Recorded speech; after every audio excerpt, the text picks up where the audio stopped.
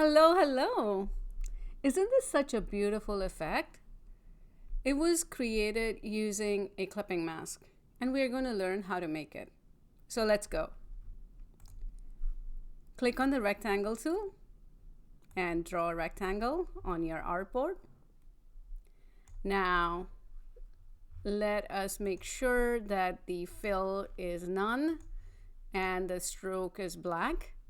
Next, we will select the type tool and click on our artboard.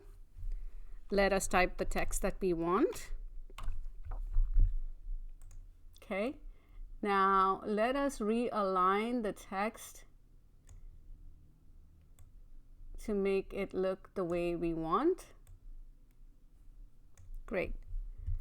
All right, now one thing about clipping masks is that you can make clipping masks using a compound path.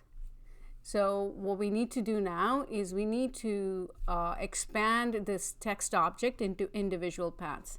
And we're going to do that by going to Object and Expand. Great. Now that we have that, we are going to copy the image that we want underneath our mask and bring it over to our artboard.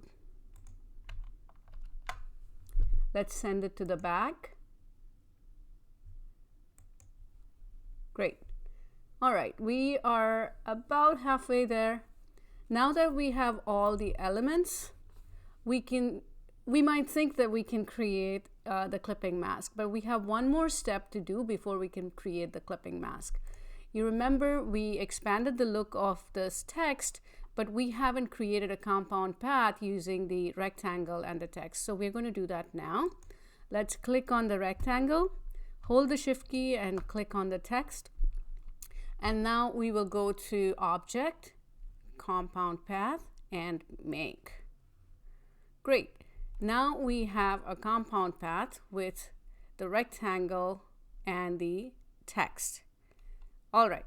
Next step is to select the compound path, hold the Shift key down and then select the image, right click and click on Make Clipping Mask.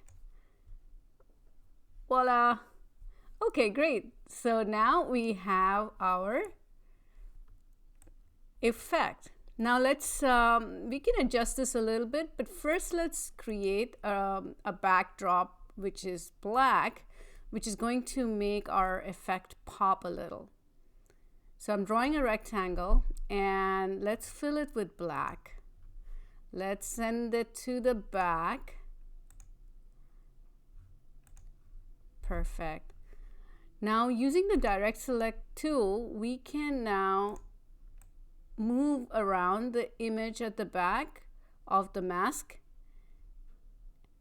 to get the effect that we're looking for. So there you have it. This is a beautiful effect with a clipping mask. We can use this on various practical applications like making brochures or greeting cards or even printing on different household objects. So I hope you enjoyed this video. And if you did, please like, comment, and subscribe. Thank you for watching. Bye.